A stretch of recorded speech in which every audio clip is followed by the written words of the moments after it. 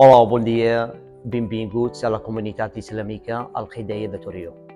Nosaltres vam decidir de muntar la fotovoltaica aquí a la comunitat perquè abans pagàvem un impost de llum d'electricitat més alt.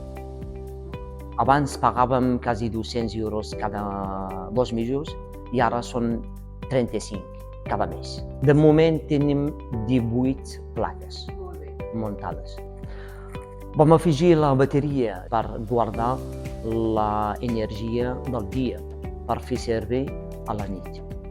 No som una gran empresa que necessita tanta energia o electricitat, per això vam començar només de muntar amb 18 i després d'aquí endavant, si muntem aire condicionat i tot això necessita més electricitat, sí que pensarem en muntar més.